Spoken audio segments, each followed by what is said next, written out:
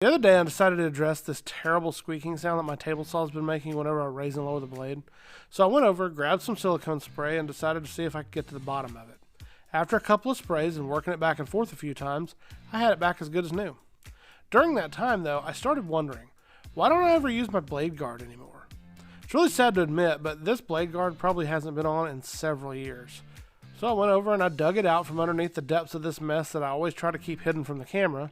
I pulled it out, looked it over, and decided I was going to try to clean it up. So I went in the kitchen, stole some cleaner from my wife, and got a paper towel and started giving it a good spit shine. As I was cleaning it up, I was reminded that this blade guard is honestly not that bad. I hear people complain about the blade guard that they use for their table saws, but this one doesn't bind up, it's fairly easy to still see everything, and the best part is, it's safe. You've got the anti-kickback pawls, you've got all of these different things that help to make things safe. But for some reason, I just never end up putting it back on. And I know that part of that is because I'll cut a dado, or maybe I'll need to run the table saw sled, so I pull it off, but at the end of the day, there's not a good reason to not put it back on. Especially since I have two boys that help me out in the shop quite a bit, and with that in mind, it should be even more important to make sure that everything we're doing is as safe as possible. So I decided I'm putting this thing back on. I'm going to give it a go again, and try to do a much better job of putting it back on every time I take it off. And once I made a couple of adjustments, this thing worked flawlessly.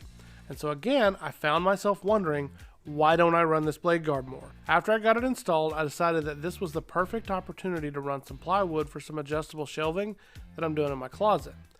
And it's kind of funny because my son that's helping me here without safety glasses on, for anybody that's going to say something in the comments, I beat you to it.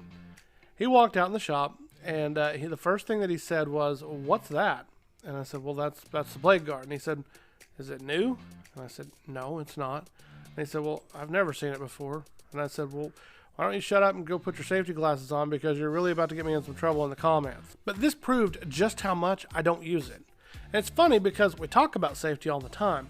There's tons of YouTube videos out there talking about safety. Norm Abrams talked about the importance of safety glasses. And remember this, there is no more important safety rule than to wear these safety glasses. And yet, for some reason, we always want to pull our blade guards off. Have you ever watched a professional style instructional video where they have that little disclaimer down in the bottom that says, "Blade guard has been removed for visibility purposes"? And we all roll our eyes and we go, okay, yeah, sure it has. We know the truth. We know what they're doing. Nobody runs their blade guards. But at the end of the day, nothing is more important than being able to have all 10 digits. Especially if you're not running a saw stop, you need to have the blade guard on. I'm not running a saw stop. This is a Grizzly. If I trip and fall into this thing, guess what? I'm an amputee.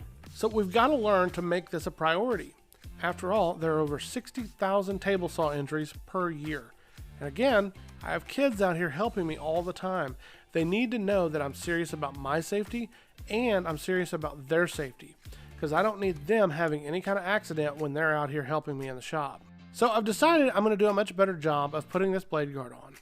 When I've got to run a dado, when I've got to use my table saw sled, I'll take it off, but I'm going to try to get into the habit of putting it right back on, because at the end of the day, it's about preserving my family's fingers, it's about preserving my own fingers, and it's about having a much better experience overall in the shop. I'm curious though, what are your thoughts on blade guards? Do you run yours? Do you not run it? Do you hate it? Does it work well? Does it not work well? I would love to know your opinions down in the comments below. Let's keep the conversation going.